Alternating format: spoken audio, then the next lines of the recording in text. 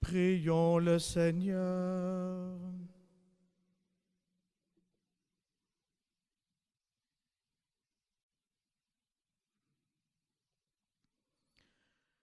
Dieu qui peut mettre au cœur de tes fidèles un unique désir, donne à ton peuple d'aimer ce que tu commandes et d'attendre ce que tu promets, pour qu'au milieu des changements de ce monde, nos cœurs s'établissent fermement là où se trouvent les vraies joies. Par Jésus le Christ, notre Seigneur, qui vit et règne avec toi et le Saint-Esprit maintenant et pour les siècles des siècles.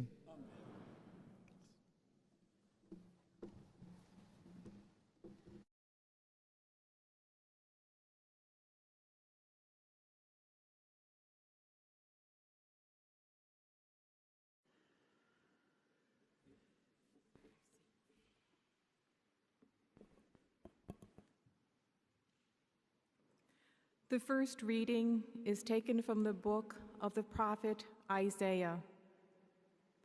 The Lord was pleased to crush him in infirmity. If he gives his life as an offering for sin, he shall see his descendants in a long life, and the will of the Lord shall be accomplished through him. Because of his affliction, he shall see the light in fullness of days.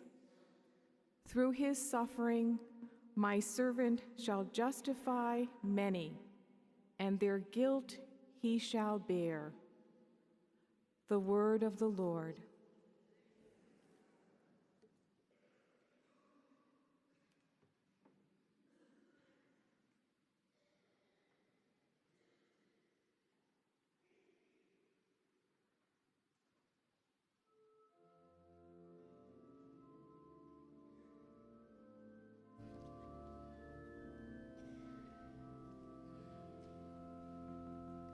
Seigneur, ton amour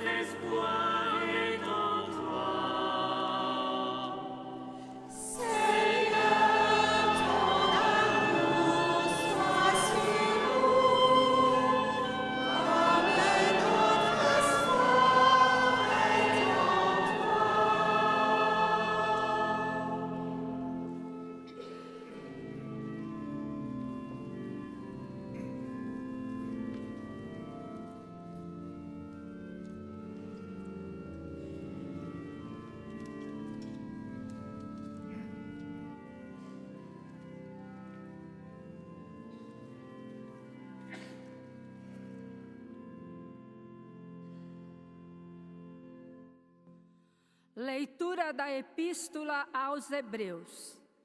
Irmãos, tendo nós um sumo sacerdote que penetrou nos céus, Jesus, Filho de Deus, permaneçamos firmes na profissão da nossa fé. Na verdade, nós não temos um sumo sacerdote incapaz de se compadecer das nossas fraquezas. Pelo contrário, ele mesmo foi provado em tudo à nossa semelhança, exceto no pecado. Vamos, portanto, cheios de confiança, ao trono da graça, a fim de alcançarmos misericórdia e obtermos a graça de um auxílio oportuno. Palavra do Senhor.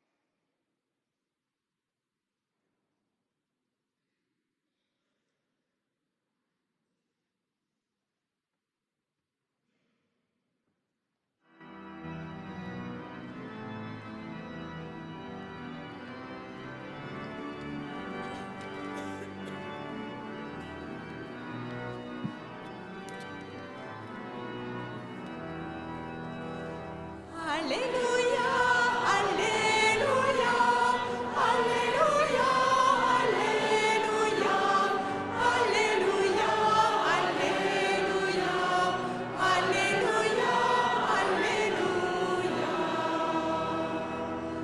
Louange à Dieu, très haut Seigneur, pour la bonté de ses exploits, par la musique et par nos voix. Louange à lui dans les hauteurs. Alléluia, Alléluia, Alléluia, Alléluia, Alléluia, Alléluia,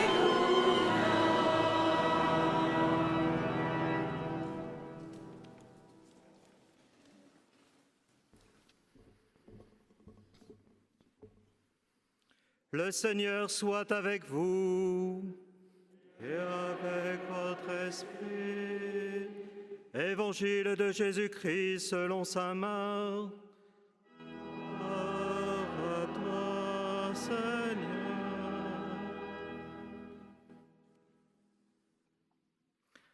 Jacques et Jean, les fils de Zébédée, s'approchent de Jésus et lui disent : « Maître, nous voudrions que tu exauces notre demande. » Il leur dit : « Que voudriez-vous que je fasse pour vous ?»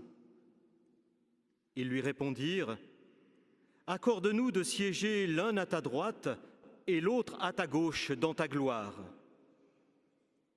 Jésus leur dit : « Vous ne savez pas ce que vous demandez. Pouvez-vous boire à la coupe que je vais boire, recevoir le baptême dans lequel je vais être plongé ?» Il lui disait : « Nous le pouvons. » Il répond : « La coupe que je vais boire, vous y boirez, et le baptême dans lequel je vais être plongé, vous le recevrez. Quant à siéger à ma droite ou à ma gauche, il ne m'appartient pas de l'accorder. Il y a ceux pour qui ces places sont préparées. » Les 10 autres avaient entendu et ils s'indignaient contre Jacques et Jean. Jésus les appelle et leur dit : « Vous le savez, ceux que l'on regarde comme chefs des nations païennes commandent en maître. Les grands leur font sentir leur pouvoir. Parmi vous, il ne doit pas en être ainsi. Celui qui veut devenir grand sera votre serviteur. Celui qui veut être le premier sera l'esclave de tous. Car le Fils de l'homme n'est pas venu pour être servi, mais pour servir et donné sa vie en rançon pour la multitude. Acclamons la parole de Dieu. Louange à toi, Seigneur Jésus.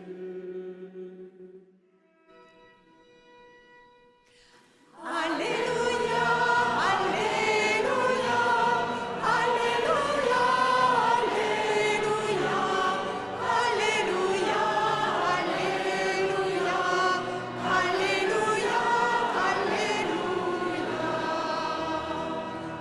Louange à lui, puissance, honneur, pour les actions de son amour, au son du corps et du tambour. Louange à lui pour sa grandeur. Alléluia, Alléluia, Alléluia, Alléluia, Alléluia, Alléluia, Alléluia. Tout vient de lui, tout est pour lui. À vous cet art, louez-le. Cordes et flûtes, chantez-le. Que tout vivant le glorifie. Alléluia, Alléluia, Alléluia, Alléluia, Alléluia,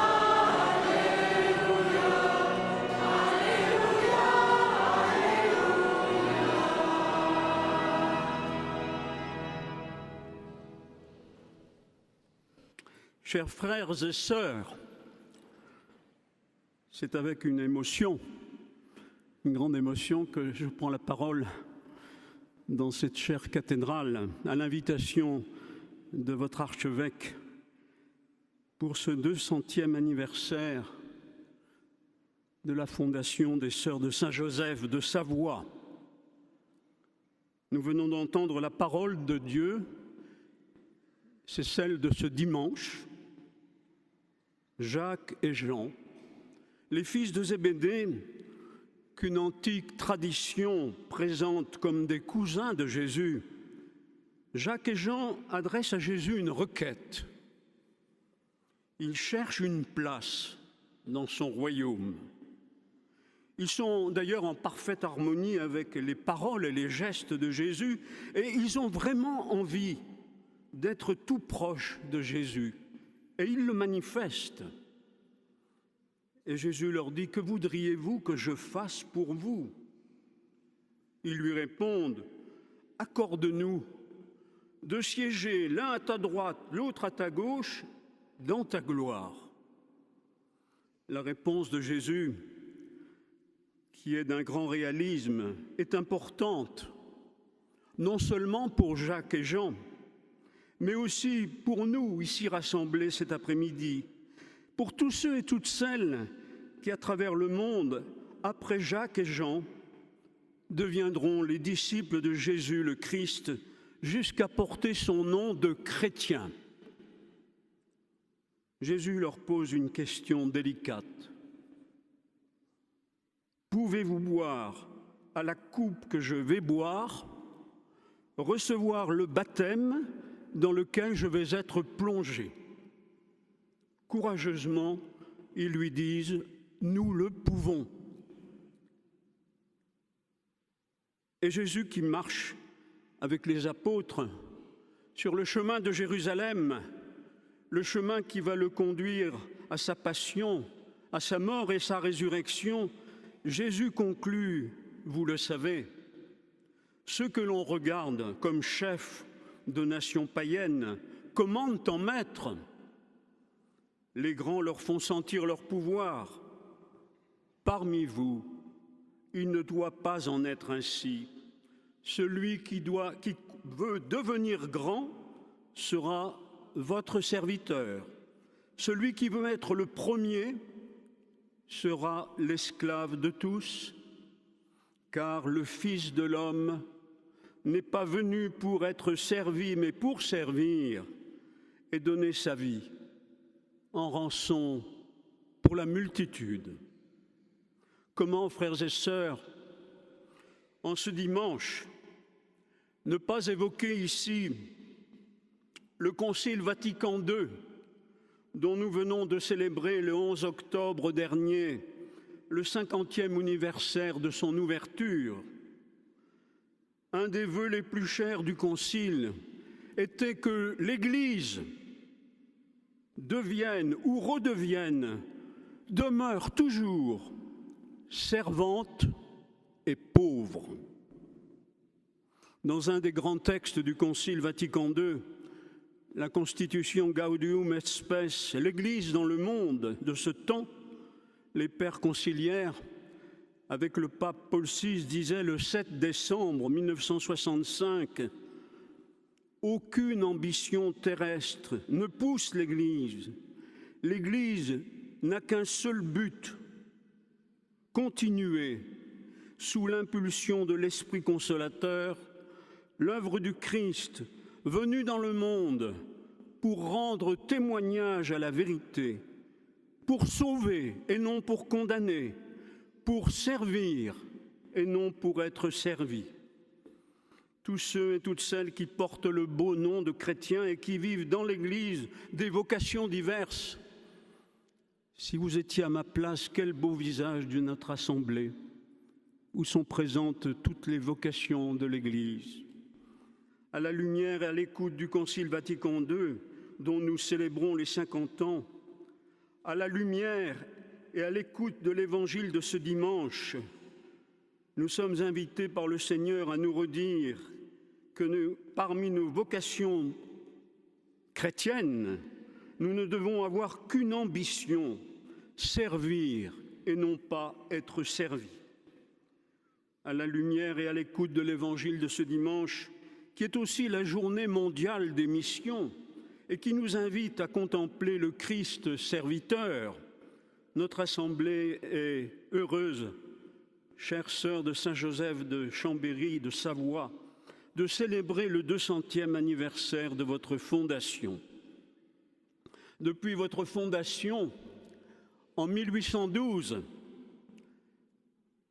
le grain de Sennevet est devenu un grand arbre. L'arbre a grandi et a étendu ses branches aux quatre coins du monde, jusqu'aux extrémités de la terre, jusqu'aux extrémités du monde. Et nous en rendons grâce à Dieu avec vous, chères sœurs. Oui, l'arbre a grandi parce qu'il avait des racines solides, que les épreuves de toutes sortes n'ont pas détruites. Aujourd'hui, nous pouvons faire naissance, une mémoire de la naissance des sœurs de Saint-Joseph, en évoquant le grain de Sennevet. Et oui, tout a commencé au Puy-en-Velay. Je suis un prêtre du diocèse du Puy-en-Velay. J'ai quitté mon diocèse pour devenir votre évêque en 1980 et depuis 2 ans, je suis revenu dans le diocèse du Puy. C'est au Puy que tout a commencé avec un père jésuite, Jean-Pierre Médaille, avec l'évêque du moment, Henri de Maupas, et avec 6 jeunes femmes du pays. Vous me pardonnerez mon chauvinisme, mais je voudrais les nommer ici, cet après-midi, au moment où nous célébrons cette Eucharistie et que nous faisons mémoire de vos origines. Françoise Hérault, de Saint-Privat d'Allier, Claudia Chastel de Langogne, Marguerite Barbier de Saint-Julien-en-Forêt, Anna Chélier de Saint-Genès-Malifaux, Anne V de Saint-Jeur, Anna Brun de Saint-Victor-Malescourt. Lorsque j'ai commencé mon ministère de prêtre au Puy-en-Velay, l'évêque m'avait demandé de donner des cours à l'internoviciat. Il y avait des novices. Et j'ai eu l'honneur, le bonheur de donner mes cours place Saint-Maurice, dans l'ancienne cuisine où avaient vécu les premières sœurs qui sont à l'origine de votre fondation C'est vrai. En une période, XVIIe siècle, qui était troublée de guerre civile et de misère, des jeunes femmes, désireuses de consacrer à Dieu hors du cloître, se rassemblèrent. Elles se mettent au service des déshérités, dans les hôpitaux, les refuges, les orphelinats. Elles visitent les pauvres, les malades, les prisonniers. Elles accompagnent spirituellement jeunes et femmes de leur milieu.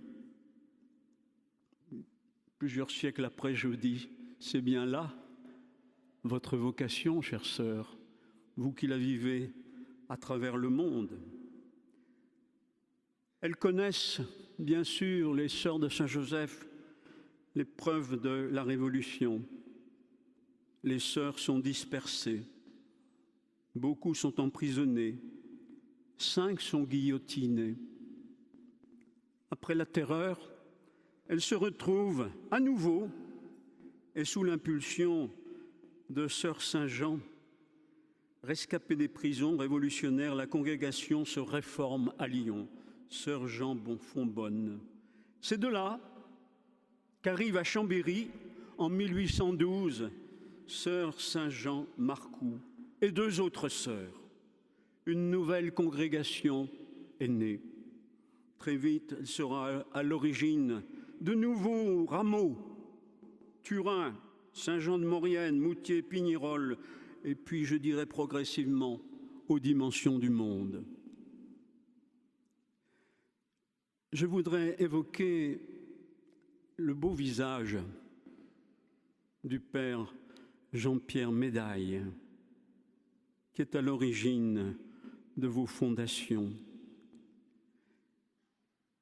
C'est au cours de missions paroissiales.